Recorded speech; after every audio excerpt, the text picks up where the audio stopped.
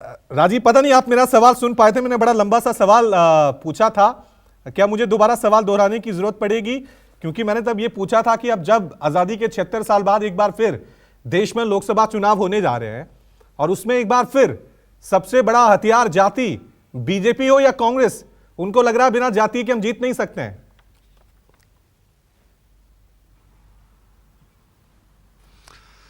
देखो रवि, जाति के ये जो हिंदुस्तान है ना, इसमें हजारों साल से जाति एक सच्चाई रही है। आज़ादी के पहले भी जाति एक सच्चाई थी, आज़ादी के बाद भी जाति एक सच्चाई है। इससे मुंह मोड़ा नहीं जा सकता और ये कई मौक़ों पर पता भी चला है, कई मौक़ों पर दिखा भी है।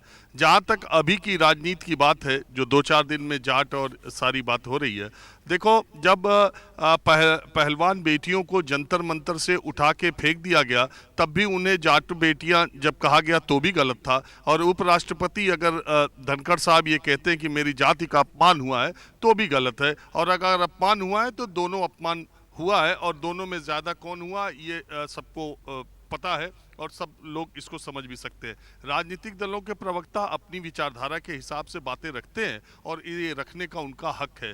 दिल्ली के तीनों बॉर्डर्स पर जब किसान आंदोलन कर रहे थे, तब ज़्यादातर लोग और ज़्यादातर सत्ताधारी दल के लोग भी और दूसरे लोग जो उस किसान आंदोलन से समर्थन नहीं था जिनको, वो सीधे सीधे कहते थे कि ये जाटों और सिखों का आंदोलन है और ये पंजाब और हरियाणा के किसानों का आंदोलन है। वो आंदोलन सही था कि गलत था, ये उस दिन साबित हो गया जब प्रधानमंत्री ने कृषि कानूनों को वापस लेने का फैसला किया। तो ये बात, जहाँ तक राजनीति की बात है, जहाँ तक जाति को जोड़ने की बात है, देखिए सारे राजनीतिक दल, और राजनीति शास्त्र की किताब में मैं कई बार कहता हूँ कि अगर आप पॉलिटिकल पार्टी जो चैप्टर है उसको पढ़ेंगे तो उसमें पहला ही सवाल होता है कि राजनीतिक दल किस लिए बनते हैं और उनका लक्ष्य क्या होता है। तो उसमें सीधे सीधे लक्ष्य है सत्ता की प्राप्ति, और सत्ता की प्राप्ति के लिए जो भी तरीके निकाले जा सकते हो, राजनीतिक दल अपने अपने तरीके से निकालते हैं। आज की तारीख में आप ब्राह्मण सम्मेलन की बात अभी मानस श्रीवास्तव से कर रहे थे। समाजवादी पार्टी चुनाव की पूर्व संध्या पर अब ब्राह्मण सम्मेलन कर रही है।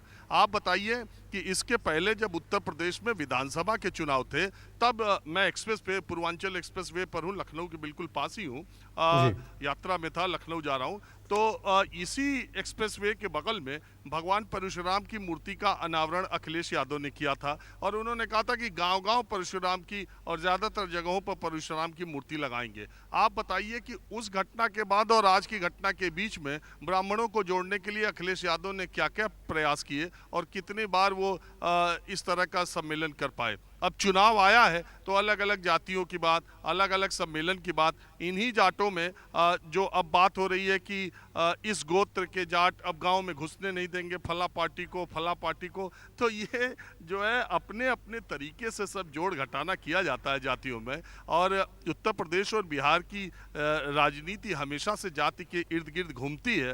भारतीय जनता पार्टी का इस बात का कोई जवाब नहीं दे सकते कि दारा सिंह चौहान में ऐसा कौन सा नूर लगा है कि जब वो चाहे भारतीय जनता पार्टी में शामिल हो जाते हैं, जब वो चाहे मुख्यमंत्री आदित्यनाथ को भला बुरा कह के बीजेपी को पिछड़ों की विरोधी पार्टी करके सपा में चले जाते हैं, सपा छोड़ के आते हैं, फिर भी इनको बीजेपी हाथों हाथ लेती है और फिर उनको चुनाव उसी सीट से लड़ा देती है। ऐसा कौन सा ओम प्रकाश राजभर में नूर लगा है जो कि समाजवादी पार्टी में के साथ गठबंधन करते हैं, बीजेपी को छोड़ के जाते हैं। क्या क्या ना कहा उन्होंने बीजेपी को, और उसके बाद पूरे ससम्मान वो वापस आते हैं, लखनऊ में बैठे हुए शपथ ग्रहण समारोह के लिए इंतजार कर रहे हैं। उनको मंत्री भी बनाया जा सकता है, वो कैबिनेट मंत्री भी बनेंगे, उनके बेटे को लोकसभा का टिकट भी दिया जाएगा। अनुप्रिया पटेल जो है वो अपने मंत्री है केंद्रीय मंत्रिपरिषद में, उनके पति आशीष पटेल मंत्री है उत्तर प्रदेश की कैबिनेट में। तो ये देखिए, और इसमें बुरा कतई नहीं है, ये काम हमेशा से होता आया रहा है और जिस पार्टी को भी सत्ता में आना है उसे जातिगत समीकरण सेट करना ही है, इसके लिए प्रयास करना ही है। कौन कितने अच्छे तरीके से सारे कील कांटे दुरुस्त करके अपने समीकरण बनाता है, ये उस पार्टी की खासियत है। और इस मामले में मैं मानता हूं कि भारतीय जनता पार्टी ने जातीय समीकरण साधने में दूसरी पार्टियों को फिलहाल बहुत दूर छोड़ दिया है, वो बहुत आगे निकल चुकी है। ठीक है।